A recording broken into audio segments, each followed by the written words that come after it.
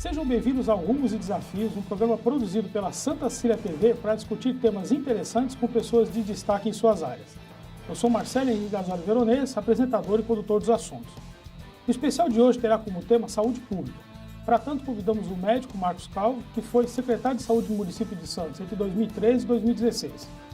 Obrigado pelo convite, Marcelo. Uma satisfação estar aqui no Rumos e Desafios, na TV Santa Cecília, para discutir saúde, tema sempre muito rico, muito importante. Tá certo. Obrigado pela sua presença. E também convidamos o psicólogo Renato Pastorello, que foi secretário de saúde no município de Guarujá no ano de 2017 e foi também diretor do Departamento Regional da Secretaria Estadual de Saúde. Obrigado, Renato. Eu agradeço, Marcelo, o convite, a Santa Cecília, que sempre promove programas que são muito interessantes para a população poder adquirir um pouco do conhecimento e estar consciente de como ela pode contribuir para melhorar a sua vida, logo a sua saúde. É isso aí. Olha, nós costumamos dizer que a saúde pública sofreu uma grande revolução com a Constituição Federal de 1988, que colocou num outro patamar, né? Garantindo que esse direito era um direito de todos os cidadãos e um dever do Estado em proteger. Então, eu gostaria que nós fizéssemos aqui uma breve reflexão sobre como era a saúde antes da Constituição de 1988. Todo mundo tinha direito ao serviço de saúde? Bem lembrado, viu, Marcelo, porque esse ano, inclusive, né, nós vamos completar 30 anos, né, em outubro, da Constituição de 88, que criou o Sistema Único de Saúde. Até então, só tinha direito de ter assistência médica, assistência à saúde, quem tinha carteira de trabalho assinada, né? Quem era previdenciário e tinha essa assistência garantida através do INAMPS, Instituto Nacional de Assistência Médica e Previdência Social. Então, uma quantidade imensa, milhões, mais da metade dos brasileiros, ou eram atendidos em outros serviços, ou eram atendidos até como indigentes nas santas casas, né, nos hospitais filantrópicos, ou não tinham assistência da saúde, né? Então, esse é um grande fato. É uma grande conquista, né, do cidadão brasileiro, o direito universal à saúde. E esse direito hoje, qualquer cidadão tem o sagrado direito de ser atendido? Sim. Qualquer cidadão que esteja no território nacional, ele tem esse direito, sendo ou não de nacionalidade brasileira, ele pode ser atendido e ele vai ser atendido em todo o seu sistema, da atenção básica, que é o primário, né, o atendimento primário, até a maior complexidade na atenção terciária. Então, isso foi garantido, foi uma conquista que nós tivemos. Existem alguns desdobramentos que a gente pode tratar mais à frente, que assim, é um plano de saúde gigantesco, o Sistema Único de Saúde, né? E isso gera, lógico, algumas necessidades e alguns acertos econômicos que a gente busca, né, enquanto gestor de saúde, gestor municipal. O Marcos buscou isso em Santos, busquei no Guarujá, gerenciar essa lógica para que a gente possa garantir esse acesso universal para todo mundo em território nacional. Porque há uma diferença muito grande entre ter um direito e poder reivindicar esse direito ou, de repente, chegar num atendimento de saúde sem ter o direito e ter que pedir, pelo amor de Deus, para ser atendido, que é o que acontecia antes da Constituição de 88, é isso? Esse é um detalhe importante, Marcelo, e eu acho que vale a pena destacar uma questão, porque, de uma maneira geral, muitas pessoas acabam tendo como referência o que é o SUS pelas imagens que uma parte da mídia transmite, né? Então, dá muito mais espetáculo, né? Mostrar as filas, né? Mostrar um atendimento, mostrar as crises, mas não se mostra o muito avanço que se teve com o Sistema Único de Saúde, né? Então, nós podemos, por exemplo, citar mortalidade infantil. A mortalidade infantil, antes do Sistema Único de Saúde, era mais de 60 por 1000, né? Ou seja, de cada 1000 crianças que nasciam, mais de 60 morriam antes do primeiro ano de vida. Hoje, o Brasil inteiro, né, média nacional, está na faixa de 15. Então, são conquistas muito importantes. O Brasil tem um dos maiores sistemas de transplantes do mundo, extremamente eficiente. Tem fila para transplante? Tem fila para transplante, né? Tem toda uma lógica extremamente bem organizada, mas se houver a maior captação, você consegue, inclusive, equacionar isso. Programa de imunização, né? A quantidade e a qualidade das vacinas oferecidas pelo Sistema Único de Saúde. Então, existem ganhos muito grandes. Mas, claro, temos inúmeros problemas, né? problemas ainda de gestão, em relação à capacidade de gestão, problemas de financiamento, né? O SUS nunca teve um financiamento totalmente garantido, então avanços são muitos, né? Então, o SUS é o Sistema Único de Saúde, quer dizer, que foi a regulamentação que aconteceu depois da previsão constitucional, né? Isso, em 1990 veio a Lei 8080, que é a Lei Geral de Saúde, e organizou esse sistema, né? Quer dizer, trazendo com que todos os órgãos, todos os equipamentos, todos os atendimentos fossem sistematizados para criar uma lógica nisso, não é isso? Isso. E a partir daí, gradativamente, o que foi acontecendo, Marcelo? A municipalização do serviço de saúde. Porque o cidadão está no município, né? Exatamente. Mas quem fazia a gerência, a grande parte do serviço de saúde, sejam os do INAMPS, que eram federais, sejam os do Estado, né, estavam na mão do Estado e do nível federal. Eles foram passados gradativamente ao município, né? Então, praticamente, a partir de 96, é que o município tem mais condições de assumir isso, né? E isso vai sendo gradativamente organizado, né? E a lógica é que funcione como um sistema de porta de entrada única, né? Por quê? Porque isso facilita e organiza a maneira como o cidadão vai utilizar o serviço de saúde. Pois é. E eu gostaria que a gente entendesse rapidamente aqui os objetivos do SUS, né? Porque a gente pensa em saúde só quando o cidadão está doente, né? Mas parece que esse não pode ser o maior objetivo, tratar o doente. Isso é importante salientar, porque assim, temos que evitar a doença. Quanto mais você tiver ação de promoção de saúde, melhor vai ser a qualidade de vida, né, da população como um todo, melhor você vai gerenciar o recurso que você tem hoje, que recebe de repasse do governo federal, alguma coisa do governo estadual e grande parte do governo municipal para poder gerenciar esse seu sistema, esse sistema que a gente considera único e integral, buscando dar a quem mais necessita as melhores condições de saúde, né? E também tratar doenças. A gente tem que ter um serviço que possa tratar doenças, né? Mas focando principalmente na questão da promoção de saúde. Uma das coisas interessantes de salientar, academias de saúde, né? Hoje nós temos uma metodologia onde o exercício físico faz parte da promoção de saúde e ela é associada ao quê? Às unidades de saúde da família, né? Os AFAs, cada município tem a liberdade de dar o nome, né? Santos é Policlínica, o Zafa é na Praia Grande. Então, cada município está dando um nome, mas a lógica é a mesma, né? É um sistema abrangente onde você vai ampliar aquela clínica que era executada com poucos procedimentos. O antigo postinho, o Marcos lembra que eles usavam muito esse termo, né? Postinho. Né? E hoje não, hoje é uma unidade de saúde da família, ela é abrangente. Você tem uma clínica ampliada, você pode ofertar mais para a população. Então, agora, quando a gente fala da promoção da saúde, você citou, por exemplo, a questão da prática de atividades físicas, né, como um elemento produtor de saúde. Você há pouco tempo tinha comentado, Marcos, a respeito das vacinas, né? Sim. Isso também está dentro do aspecto da promoção da saúde, quer dizer, evitar a doença? Isso é uma coisa fundamental, né?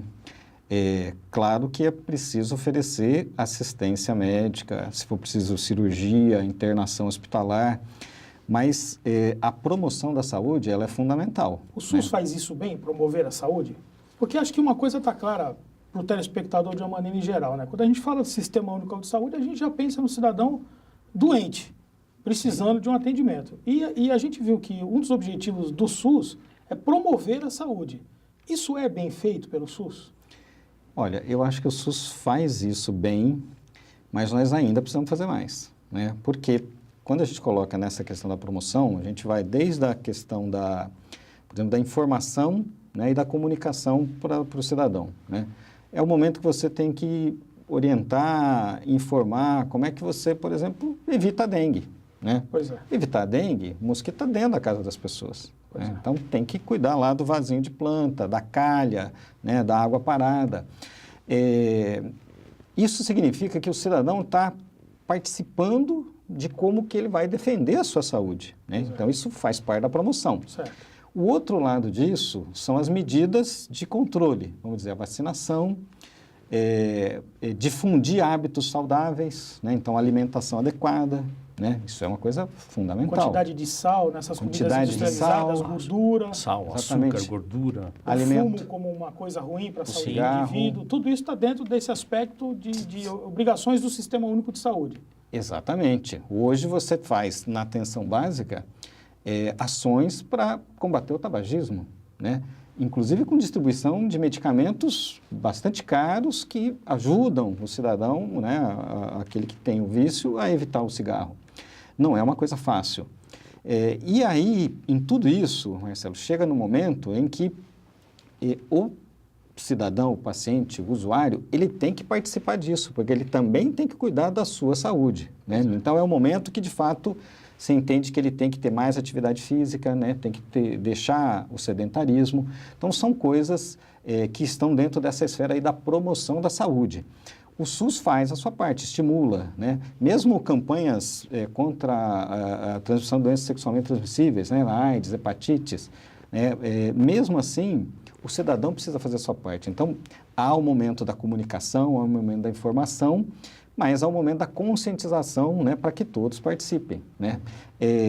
Nesse sentido, o cidadão também valoriza a questão da saúde, né? Quer dizer, não pode ser uma coisa apenas paternalista, né? O Estado vem e oferece a saúde. Não, o cidadão também precisa fazer parte desse processo, né? Seja para conquistar, para defender, né? Precisa defender o Sistema Único de Saúde. Pois é, eu acho que a população que forma a opinião, né, de uma maneira geral, talvez a gente esteja falando de uma classe média que tem, por exemplo, acesso ao sistema privado de saúde, talvez essa é que acabe gerando toda essa desvalorização a um direito que foi conquistado a duras penas e que é muito importante para quem não tem acesso ao sistema privado de saúde, né?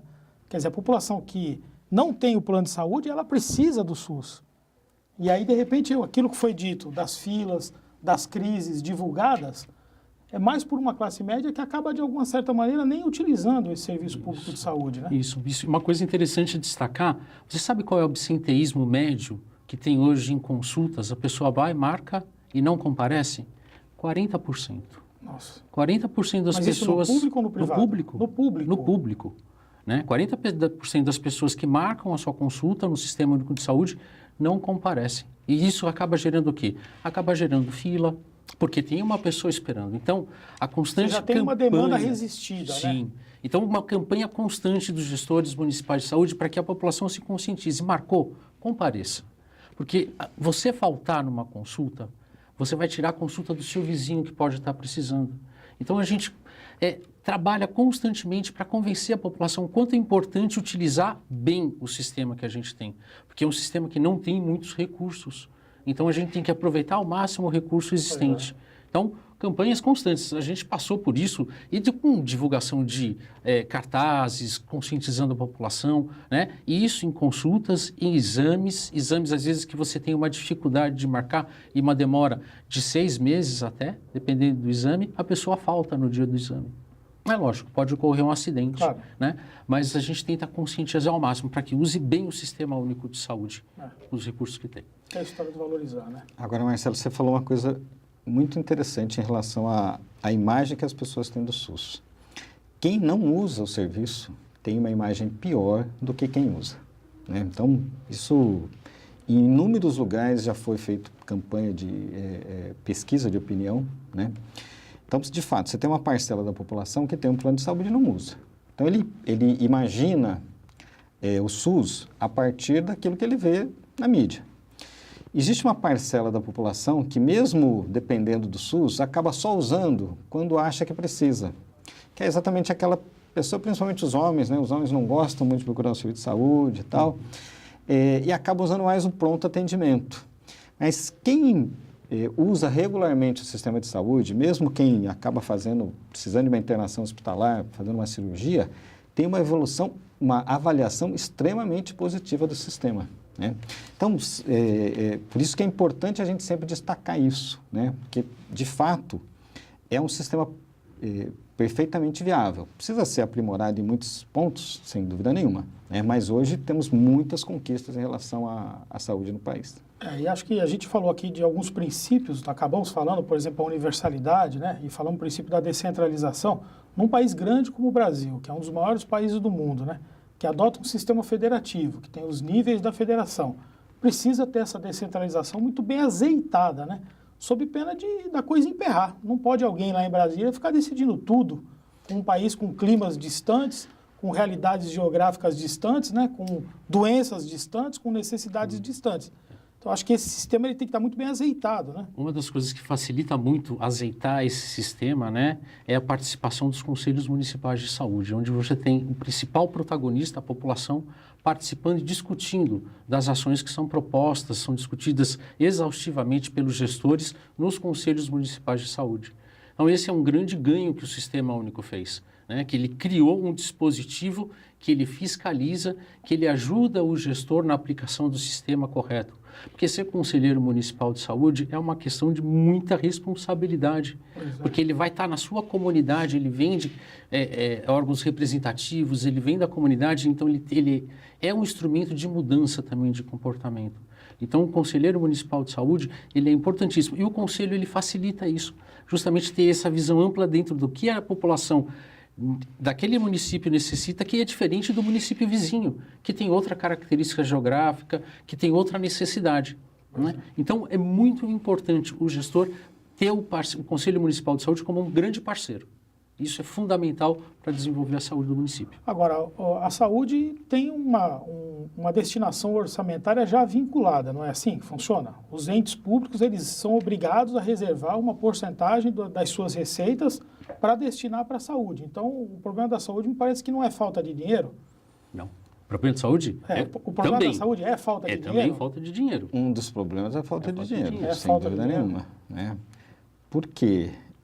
Primeiro que a questão da vinculação, ela só veio acontecer praticamente há 15 anos atrás. Né? Então, durante muito tempo, isso não estava definido. Ficava a critério de se decidir quanto se iria destinar. Teve que haver uma mudança na Constituição, né? Isso no ano 2000, e ainda posterior uma regulamentação, porque alguns estados e municípios acabavam colocando despesas na área da saúde que não são da saúde. Asfalto de rua para chegar no hospital. Exatamente. Como despesa da saúde. Trator. Já teve o caso do trator. Coisas desse tipo. Mesmo assim, hoje o município é obrigado a colocar 15% dos seus recursos próprios na saúde, o estado 12%, e o governo federal não tem uma regra percentual, mas é o valor do orçamento do ano acrescido da variação do PIB. E aí, Marcelo, falta muito recurso. Né? Quando você compara a quantidade de recurso disponível no sistema de saúde do país hoje com os outros países, é infinitamente menor a quantidade. Do recurso vinculado no nível federal, para a gente ter uma ideia, né? Nível de planos de saúde, nós temos cerca de 50 milhões de pessoas no Brasil com plano de saúde. Uma população de 220 milhões. Com população de mais de 200 milhões. 170 mais Exatamente. ou menos aí, sem plano de saúde. Uhum. E aí, estes planos de saúde, eles arrecadam aproximadamente 150 bilhões de reais. O orçamento do Ministério da Saúde, para os outros 170 milhões, não chega a 100 bilhões de reais.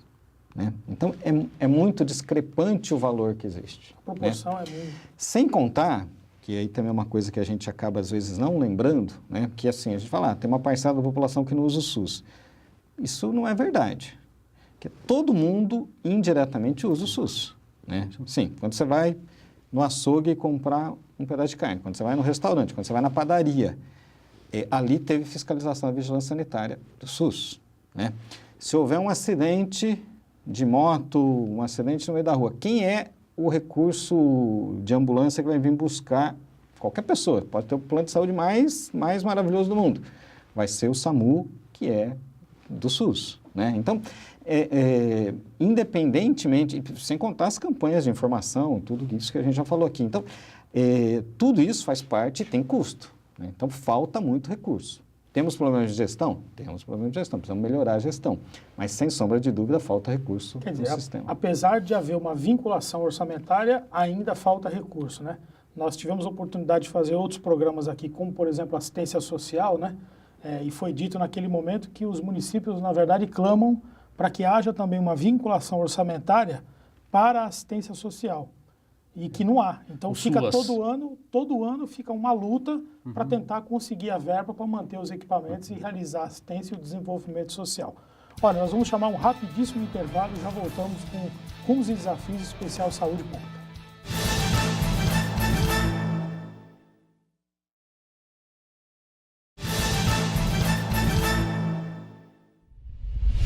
Estamos de volta com o programa Rumos e Desafios especial Saúde Pública. Para tanto, contamos com a presença do médico Marcos Calvo e do psicólogo Renato Pastorella, 2 recentes secretários municipais de saúde de Santos e Guarujá. Eu queria que nós falássemos a respeito da questão do consórcio de municípios. Os municípios, eles podem se juntar para oferecer serviços de saúde, que a gente pega numa região como a nossa, por exemplo, 9 municípios, muitos deles são conurbados, né? E alguns equipamentos acabam servindo cidadãos de cidades distintas. Então, gostaria que nós falássemos a respeito dos consórcios. Podem e devem, né? Essa tem que ser uma prática muito utilizada, está sendo pouco utilizada. Na saúde, que eu me recorde, teve um exemplo aqui na Baixada Santista de um consórcio que foi para manter uma enfermaria psiquiátrica dentro do Hospital Guilherme Álvaro. Se fazia de que forma? Cada município dava um profissional e daí essa enfermaria ela atendia toda a região da Baixada Santista. Então, essa foi a única experiência exitosa que teve na Baixada.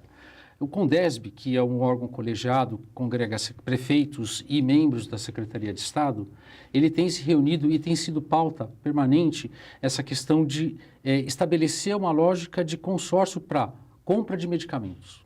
Acho que o Marcos compartilha dessa ideia. Uma grande dificuldade que o gestor tem é comprar medicamento. E tem uma lógica, quem compra mais barato. Então, a gente conseguiria fazer. Então, isso já foi a época... O prefeito levou essa questão para o CONDESB para que se pudesse se estruturar. Então, deve estar saindo algo nesse sentido para que a gente tenha uma lógica consorciada de pensamento, como na parte de consumo, na parte de capacitação. Né? A gente tem cursos aqui, a Prefeitura de Santos, né? O Marcos tem mais propriedade para falar, mas ela capitaneou uma capacitação regional. Então, quer dizer, é uma lógica consorciada, né? Não houve repasse financeiro, mas houve uma lógica de atenção regional. Então, os municípios têm essa possibilidade de fazer isso. Mas daí eu gostaria de frisar como a parceria efetiva do governo do Estado. O governo do Estado ele tem uma facilidade, uma possibilidade de financiamento, né? E ele pode estar, assim, destinando, como a gente é uma região metropolitana, ele pode destinar recurso específico para a região metropolitana, aumentando, então, o bolo a ser investido nesse consórcio. No Brasil, de uma maneira geral, Marcelo, existem muitos exemplos aí de consórcios, inclusive, que criam estruturas jurídicas, né, como uma personalidade jurídica, que faz vamos dizer, esse intervalo aí entre o ente municipal e o ente estadual, né, acaba criando essa figura regional. Isso é muito comum no estado de Minas Gerais, né? No estado de São Paulo a gente não tem tanto essa figura, mas mesmo no Vale do Ribeira, durante muito tempo existiu o Codivar, hoje nome Consaúde. A nossa região, eu acho que além dessas iniciativas que o Renato citou, né, a possibilidade de trabalho conjunto, eu acho que seria uma experiência muito interessante pensar em talvez algum equipamento, alguma perspectiva dessa de capacitação, porque permitiria uma agilidade maior, né? Aí você consegue, de fato, criar você que é da área jurídica, sabe como a questão jurídica é importante e quantas vezes amarra a coisa da gestão, né? Então seria, eu acho que muito bem-vindo, sim, para a nossa região. Mas o jurídico é aquela história, o jurídico ele tem que ajudar a encontrar soluções, né? Se nós estamos falando de coisas tão básicas, como, por exemplo, capacitar as pessoas ou adquirir um medicamento mais barato, né, para que se possa prestar um serviço maior. Se nós temos aqui a figura da região metropolitana, né? Se nós temos órgãos metropolitanos, eu acho que isso de fato deveria ser avançado por uma questão de eficiência, né? De um melhor serviço a ser prestado. Agora, nós acabamos falando um pouquinho a respeito da estrutura de atendimento. Então, eu gostaria que nós explicássemos para o nosso telespectador de maneira muito clara, porque existe uma proliferação muito grande de nomes, né? Antigamente a gente falava, corre para o pronto-socorro, né? Ou então vai na policlínica. E aí hoje a gente ouve falar o ZAFA, daqui a pouco a gente ouve falar o UBS, UPA. Então, eu queria que a gente explicasse, de maneira muito didática, rápida, simples, como é que é essa estrutura? Acho que tem 2 princípios do SUS que são importantes aí. A integralidade, que é você oferecer o atendimento integral, né? Então, a pessoa não precisa só de uma consulta pontual, ela precisa de um atendimento completo. A hierarquização, né? Por quê? Você tem níveis de complexidade de cuidado. Não tem um momento que o cuidado pode ser mais simples e tem um momento que precisa de um cuidado muito mais especial. E o que o Sistema Único de Saúde ele coloca, né, é exatamente que se cria uma rede regional, né? Por quê? Imagine, a gente falou que o sistema é de base municipal. Nós temos mais de 5.000 municípios no Brasil e interessante, né? 70% deles têm menos de 20 mil habitantes, Marcelo. né? Então, a realidade do país é muito complexa. Então, nem todos os lugares conseguem oferecer todos os recursos, né? Então, como otimizar isso, né? Criando esta rede regional de unidades, as chamadas unidades básicas de saúde, que devem ficar o mais próximo possível da casa das pessoas. Então, é uma rede regionalizada nos bairros da cidade. É aquele postinho de saúde que nós comentávamos aqui nos bastidores, é isso? Não é o postinho melhor. É muito simples. Um postinho melhorado, Isso. aprimorado, com maior Não é mais um postinho. Não é um pronto-socorro. Não é um pronto-socorro. Não é para situações de urgência e emergência, é isso? Não é para situações de urgência e emergência, que não são a maioria. Certo. Porque, fique claro, né? A maior parte o cuidado da saúde, isso é uma coisa muito importante a gente lembrar, o cuidado da saúde, ele tem que se dar de uma maneira contínua, né? Então, não é aquele momento, olha, claro, se você cortou, se você quebrou, você tem que ir numa unidade de emergência. Mas o cuidado que seria uma UPA. Que seria uma UPA. Uma UPA, unidade de pronto atendimento. Aí é uma maneira de você entrar no sistema, é uma porta de entrada de urgência. Seja a UPA, seja o SAMU, ligar para o SAMU, para o 92 para vir.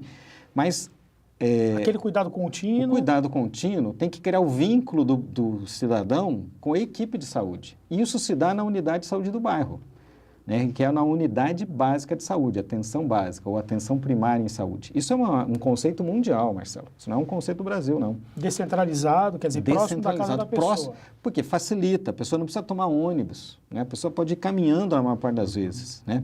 Então, em Santos, nós temos 32 unidades. Né? Nos outros municípios também tem um número considerável de unidades.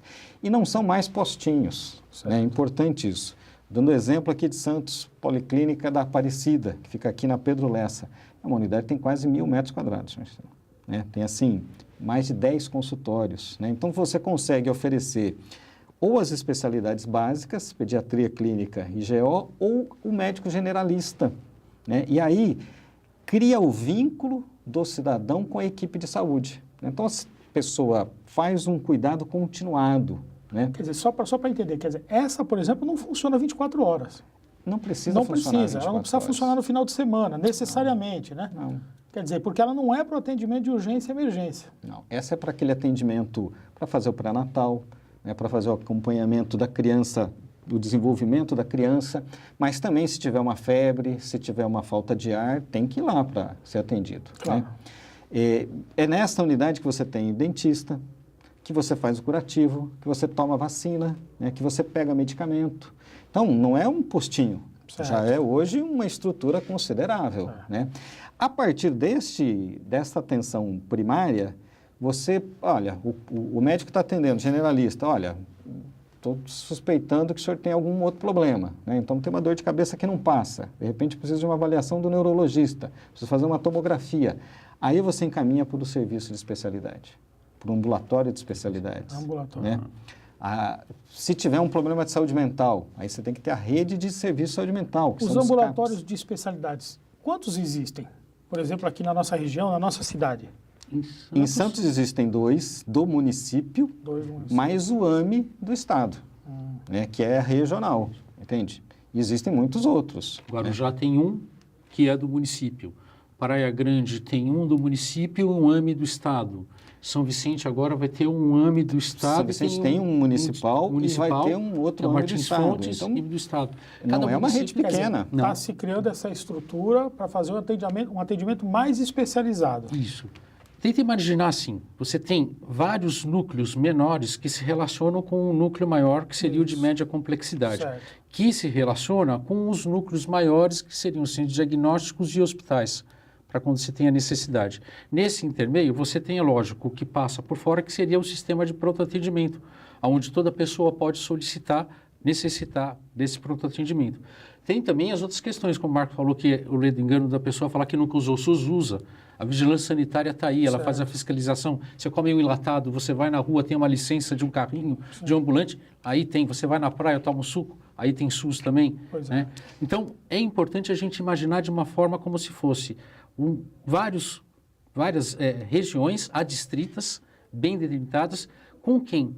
Com uma pessoa que mora lá, que é o agente comunitário de saúde, e daí a gente frisa que é uma pessoa importante desse sistema, porque ela vive o problema, ela busca uma solução conjunta. E esse agente comunitário, ele vai poder sugerir algumas mudanças quando ele identifica quais são as áreas de risco que tem dentro daquele local que ele mora. E ele conhece os seus vizinhos, então ele vai ser corresponsável pela saúde daquelas pessoas que estão naquela micro-região que chama. Ótimo, então. E aí a gente tem a situação da maior complexidade. Exatamente. É isso? Então a gente vai desde a unidadezinha do bairro, né? Que presta um serviço, até as especialidades. Isso. E, se for necessário, o hospital e o centro de alta complexidade. Né? Então, vamos dizer, uma mulher que começa a fazer a prevenção do câncer de mama, identificou que tem um caroço. Ela vai passar por um mastologista para fazer o diagnóstico, confirmar o diagnóstico, passar pelo exame. Se precisar da cirurgia, ela vai chegar até o hospital. Né? O paciente que tem uma pressão alta na unidade básica, se ele conseguir controlar, ótimo. Mas se é um caso muito grave, começa a ter uma complicação renal, precisa passar no nefrologista. Né? Se não conseguir controlar, aí ele vai para a especialidade. E se não resolver na especialidade, aí, se for necessário, ele vai parar no hospital. Isso. E aí, Marcelo, é importante que se diga, porque às vezes dá a impressão, fala assim, mas então eu não vou ter acesso. Você vai ter acesso. E é diferente, porque aí é um conceito de saúde. Né? Por quê? Na saúde suplementar, dá uma falsa impressão de que você está mais cuidado, porque você tem livre acesso a qualquer especialidade. A saúde suplementar, que é a do plano de saúde. Do plano de saúde. Certo. Mas veja, vamos pegar o exemplo da dor de cabeça. Né? Então, tá bom, estou com dor de cabeça. Onde que eu tenho que ir? Vou no neurologista. Assim, tem dezenas de causas de dor de cabeça. Né? Muito provavelmente não será um problema para o neurologista. Pode ser um problema de gastro, pode ser um problema... Tem várias outras causas. Então, na verdade, o que acaba acontecendo no plano de saúde? Hoje você vai no gastro, amanhã você vai no cardio, depois de amanhã você vai na outra especialidade e ninguém consegue ver o paciente como um todo, entende? E dá a impressão que ele está sendo muito bem atendido, porque ele está indo em vários médicos, mas não é isso que dá qualidade. O que dá qualidade é a chamada integralidade, é ver o paciente como um todo.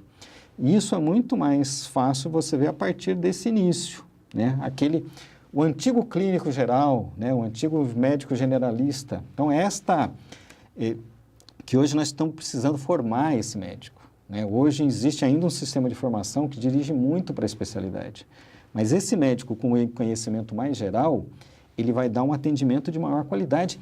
E inclusive, né, a gente fala muito do médico, mas hoje a gente já está falando de uma equipe multiprofissional junto nessa atenção básica. Né? Então, é o enfermeiro, é o dentista, e agora com uma equipe de NASF, Núcleo de Apoio à Saúde da Família, que tem quase uma dezena de profissionais, psicólogo, fisioterapeuta, serviço social. Educador físico também. Educador físico.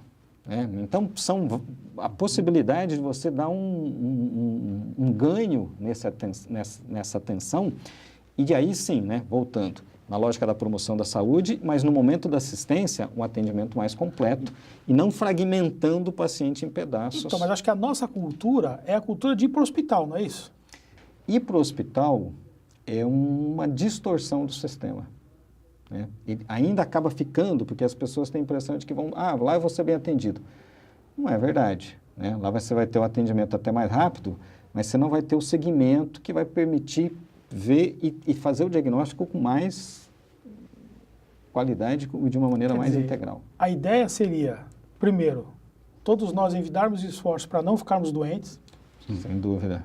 A partir de um determinado momento, realizar um acompanhamento próximo de casa, para evitar que alguma coisa... Com profissionais que você confie. Com profissionais que você adquire uma relação de confiança. Uma relação de confiança. Aí, se há uma necessidade maior, ir para a especialidade, para somente depois ir para lá dentro do hospital. Exatamente. Agora, é lógico, em situações de urgência e emergência, procurar a unidade de pronto atendimento. Ou o SAMU. Né? Ou o SAMU, sim. Liga o SAMU, né? Evitar aquelas remoções e tal, mas procurar a unidade de pronto atendimento. Eu queria que nós falássemos aqui a respeito de 2 hospitais que existem em Santos que me parece que exercem uma função regional muito grande. E aí, se houverem outros, eu gostaria que os senhores falassem também, que é a Santa Casa e o Hospital Guilherme Álvaro. É muito comum, nós estamos aqui na universidade, né? Nós vemos placas de carros das mais diversas cidades chegando no Guilherme Álvaro, e a mesma coisa na Santa Casa, é só ir até a Santa Casa que você vê que é nego de todo o Vale do Ribeira, de cidades do interior do estado. Então, eu queria que a gente explicasse a importância desses 2 hospitais e gostaria de entender, qualquer hospital é obrigado a prestar um atendimento público ou existem hospitais que só prestam atendimento privado? Quer começar com a Santa Casa ou começo com o Guilherme? Pode falar, Renato. Essa lógica é uma lógica que a gente sempre preconiza, que é você trabalhar aproveitando a vocação de cada hospital. Não adianta você chegar e impor uma necessidade, você, enquanto gestor, tem determinada especialidade, se aquele hospital não tem uma vocação. A Santa Casa, né, e o Guilherme Álvaro são hospitais que têm uma história dentro daqui da Baixada Santista que sempre serviram como referência para algumas coisas. O Guilherme Álvaro, ele tem se prestado a desenhar essa vocação de acordo com o que os gestores apresentam no seu órgão colegiado, que é a CIR, onde os secretários municipais de saúde mais a Direção Regional de Saúde se reúnem e acabam traçando quais são as necessidades e quais são os serviços existentes. Por falar em Guilherme Álvaro, que é onde eu vou me deter mais, hoje é um hospital que ele está muito direcionado para atenção ao câncer. Ele é um UNACOM, né, a uma unidade de alta complexidade em oncologia. Aqui na Baixada Santista nós temos um CACOM e 3 UNACOMs. CACOM é o centro, que seria aquele mais complexo que a Santa Casa. E o UNACOM nós temos o Guilherme Álvaro, temos o Santo Amaro, No Guarujá. do Guarujá, e qual que eu esqueci, Marcos? E a Beneficência Portuguesa. Perdão, Certo, o Ademir vai me bater se for falar da Beneficência. A Beneficência Portuguesa, que são os 3 UNACOMs, que procuram dar todo o atendimento do diagnóstico mais fechado até o procedimento cirúrgico, quimioterápico ou radioterápico, né? O Guilherme Álvaro, ele no desenho, como se pensou em rede, ele ficou responsável por alguns municípios, por isso que você vê, né? Então tem município, de repente um morador do Guarujá não tem como referência uma especialidade dentro do Guilherme Álvaro. Ele tem como referência a especialidade ou no Santo Amaro, ou na Beneficência Portuguesa, em outro local. Então a regional ficou incumbida de fazer um mapa distribuindo a quantidade de patologias de câncer que existem, de acordo com a especialidade e a vocação de cada hospital. Isso só para falar em câncer. Se a gente falar em neurologia, quem que é o forte em neurologia hoje? Neurocirurgia? É a Santa Casa. Né? O Marcos tem muita propriedade para falar de Santa Casa. Eu não vou tocar, deixar a Santa Casa para ele. Isso. Então, o Guilherme Álvaro tem essa vocação para a parte de câncer, através da rede Hebe Camargo, também gestação de risco, ele participa da rede Cegonha, com leitos de patologia obstétrica, né? É uma retaguarda de leito de unidade de terapia intensiva, que acaba sendo esse desenho. É um hospital universitário. Saúde que existe... mental também, não? Não, saúde mental está dentro do hospital, mas é um serviço terceirizado que chama o PAI. Ah, tá. Ele não é mais executado diretamente pelo Estado, mas por uma OS, Certo. que é a São Camilo que está lá à frente, que está executando esse serviço, que serve de retaguarda para toda a Baixada Santista. Tá. Quando a gente fala de psicose, esquizofrenia, em adulto e em criança, drogadição, em adulto e em criança, masculino e feminino. Ou seja, é uma gama muito grande para um único hospital. Quer dizer, então o Hospital Guilherme Álvaro tem uma vocação essencialmente regional mesmo. Regional. A ideia é exatamente essa, né? De englobar e atender toda Sim. uma região, né? Olha, em relação à Santa Casa, a gente vai falar logo depois do nosso rapidíssimo intervalo. Você está no Rumos e Desafios especial Saúde Pública.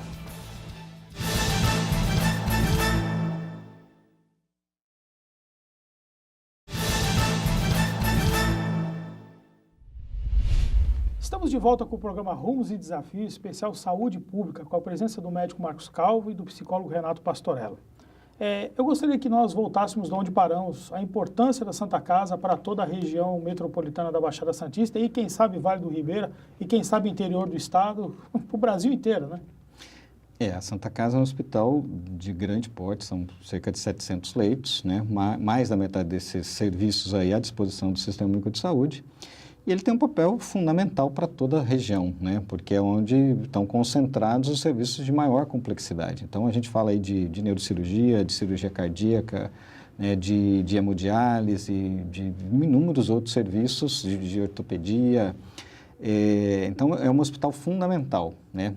Agora, o acesso até a Santa Casa não é um acesso direto, né? É um acesso encaminhado através da Central de Regulação de Santos, né? Então, Santos, por ser o gestor, como ele está localizado em Santos, né? Os recursos que pagam a Santa Casa vêm do Ministério da Saúde através do Fundo Municipal de Saúde, né? Então, o secretário municipal de saúde faz a contratualização com a Santa Casa e organiza o acesso a esses serviços, né? E é nesse momento que os pacientes são encaminhados para fazer o tratamento, para fazer as cirurgias, para ter acesso, ou então através das grandes emergências, né? Então, o grande acidentado vai parar na Santa Casa, tá? Independentemente dele ter, às vezes, até um plano de saúde, é isso?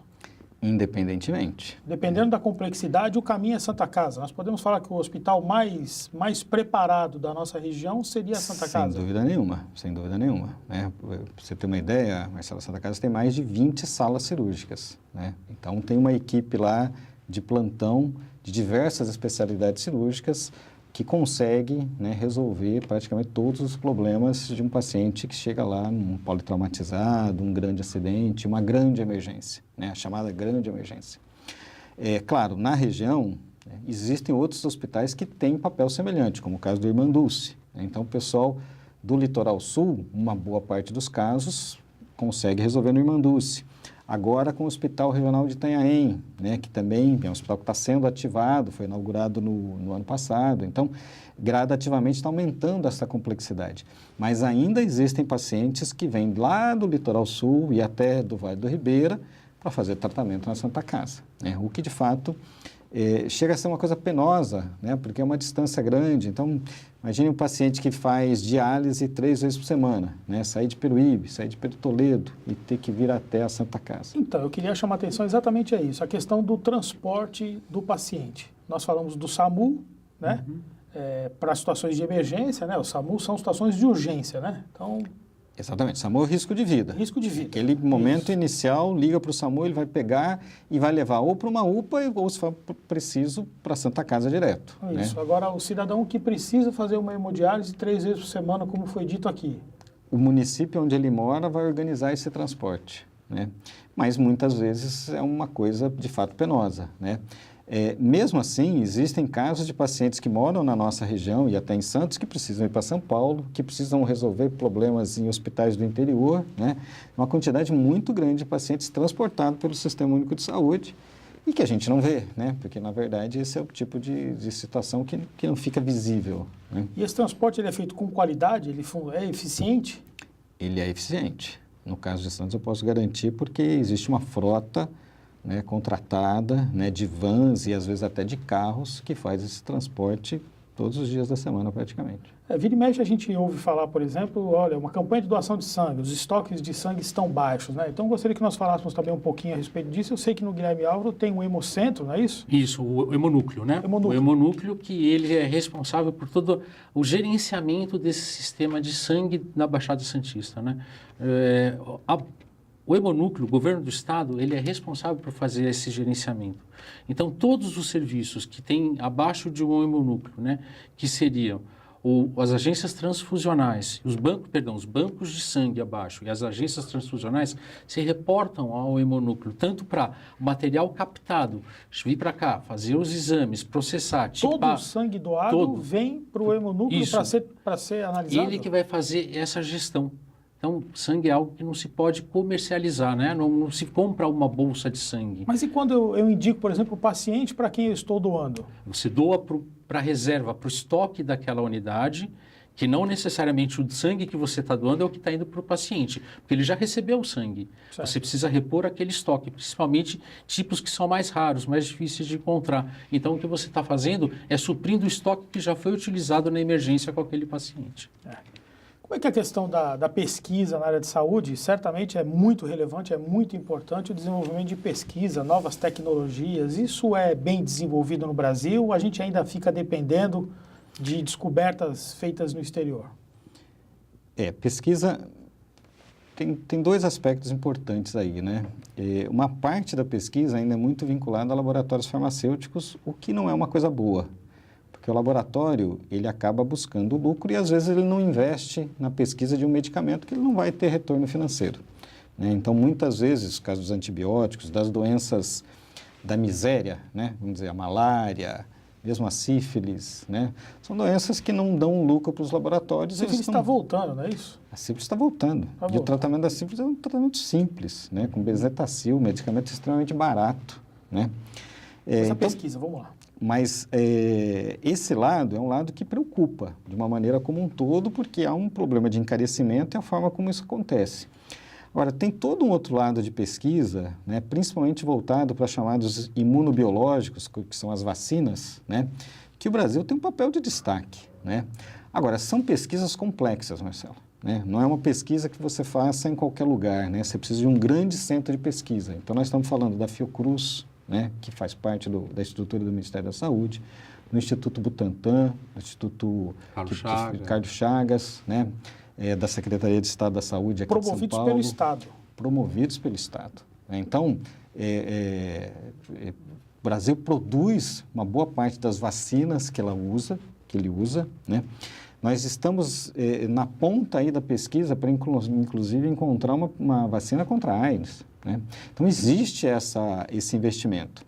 Agora, claro, com o congelamento dos recursos federais na área da saúde, né, com a aprovação da PEC que foi feita no ano passado, com o programa de congelamento, há uma preocupação muito grande, né, de inviabilizar a continuidade dessas pesquisas. Então, hoje, a comunidade científica da área da saúde tem uma preocupação muito grande de se conseguir viabilizar que esses recursos continuem e essas pesquisas continuem.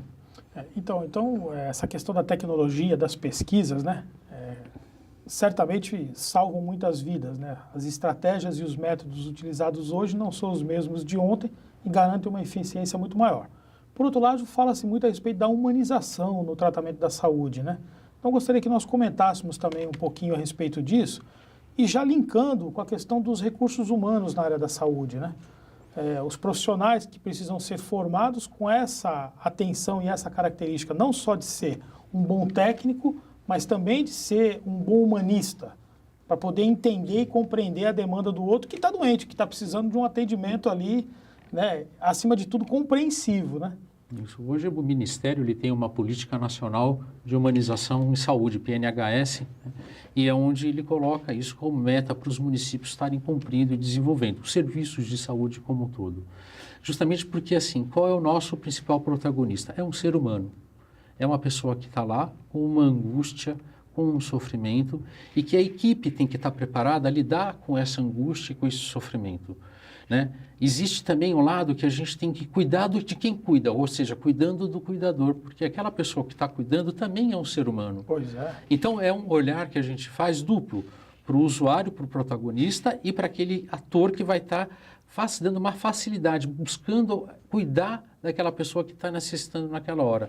Então, existem vários programas onde você busca reforçar, estabelecer essas relações, valorizar essas relações dentro dos serviços.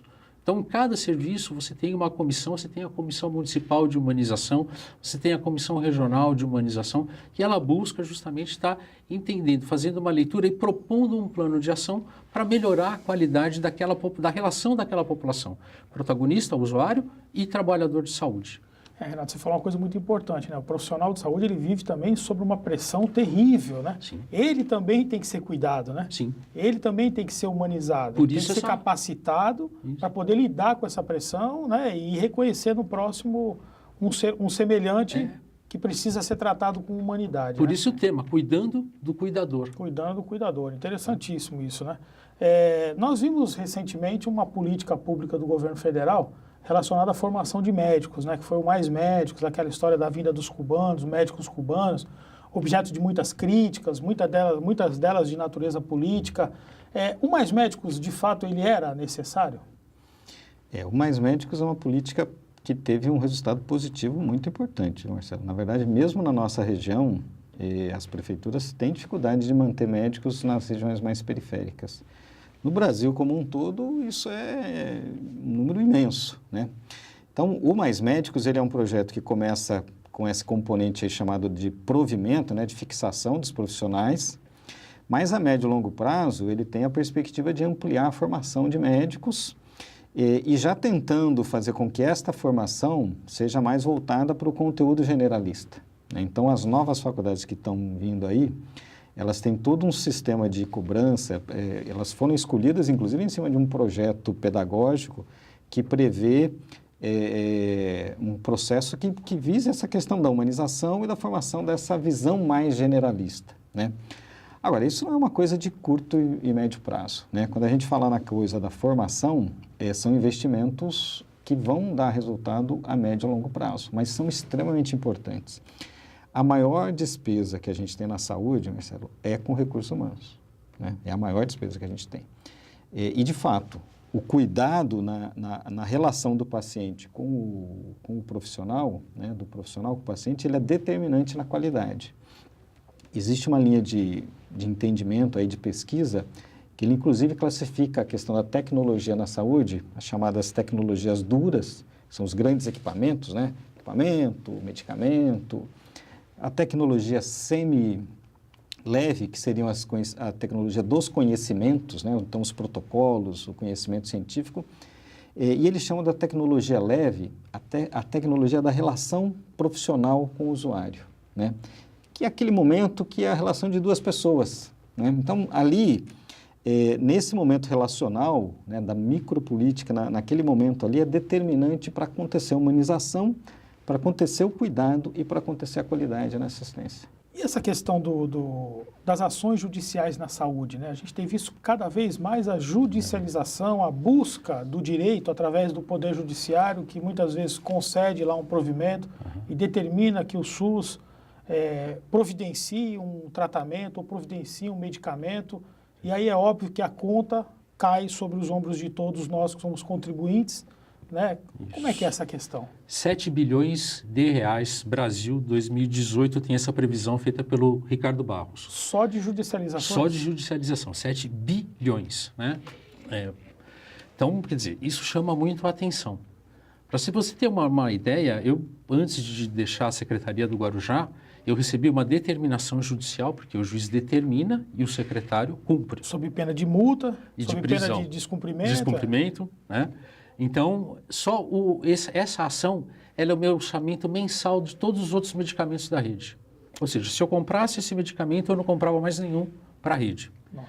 Então, chega uma hora em que o gestor, ele tem que chegar e fazer uma opção, né? Ele prefere fazer um descumprimento, mas abastecer 300, no caso do Guarujá, abastecer 300 mil habitantes, ou eu vou comprar o medicamento para um habitante que vai custar o valor desses 300, para abastecer 300 mil.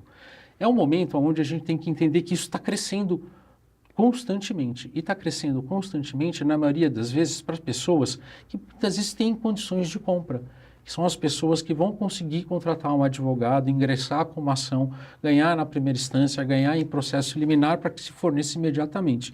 E medicamentos que muitas vezes ainda não passaram pela aprovação da Anvisa. Eu só vejo uma saída. Sentar com o judiciário, disponibilizar o RH técnico que a saúde tem, porque o juiz está lá, ele recebe a informação que é trazida pelos advogados dos solicitantes por ser um direito previsto na integralidade, mas ele não tem a noção de que isso vai causar dentro do sistema municipal. A saúde é um direito de todos mediante políticas públicas. Essas políticas públicas que vão determinar qual é a melhor forma de você atender a toda a população, né? De uma forma com equidade, para que você possa estar dando para aquele que precisa mais. E não é só medicamento, é equipamento, são outros insumos que você é forçado a dar por uma solicitação. Então, eu chamo inclusive a atenção a um curso que a Unisanta tem. A Unisanta tem um mestrado em Direito da Saúde, é um curso de uma qualidade maravilhosa, com muito sucesso, né? Está formando professores para amanhã virem a multiplicar o direito da saúde nos cursos de direito, para justamente formar profissionais conscientes a respeito dessa estrutura,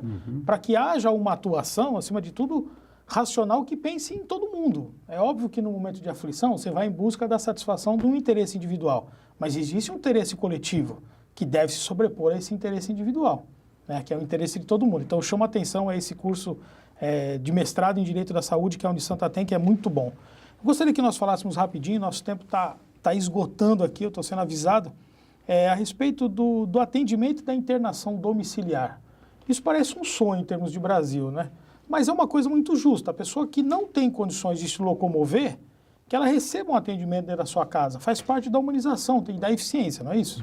Então, se eu te disser que na cidade de Santos nós temos mais de 700 pacientes em internação domiciliar acompanhados pela prefeitura, você vai acreditar? 700? Mais de 700 pacientes. Poxa. E isso é uma coisa, assim, através da unidade básica de saúde, né? O paciente vai levar lá o seu caso, a equipe vai fazer a visita, né? De acordo com o problema do paciente, né? Vai ter uma visita do médico mensal, semanal, com equipe de saúde, vai fornecer medicamento, vai fornecer estrutura, isso já acontece. Então, Marcos, mas aí é o atendimento domiciliar ou a internação? São coisas distintas, né? Internação domiciliar. Internação? Em vez de ele estar no leito de hospital, ele está internado dentro da sua própria casa? Claro que tem gravidades distintas. Isso. Né? Tem um paciente, se esse paciente precisar de vamos dizer, uma UTI dentro de casa, a gente não tem condição de montar. Né? A Secretaria de Saúde de Estado não tem condição de montar. Mas muitas das vezes são pacientes que, se não tivesse essa assistência, estaria internado. Pois é. Entende? E dentro de casa ele vai ter uma assistência de maior qualidade, perto da família, né, com muito mais humanização, com muito mais Menos carinho. risco de infecção hospitalar, menor por risco de exemplo. infecção hospitalar. Menor custo, com uma qualidade muito significativa.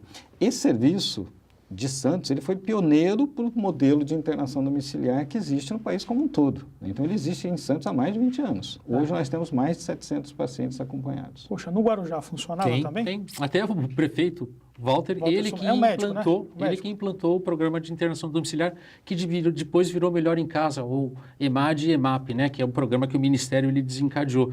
E o ganho que a gente tem na qualidade, na humanização, que a gente volta. Então, o paciente ele fica muito mais confortável, ele fica no seu meio, onde ele reconhece. Então, até a possibilidade de ter uma cura mais rápida é viável quando ele está em casa, né?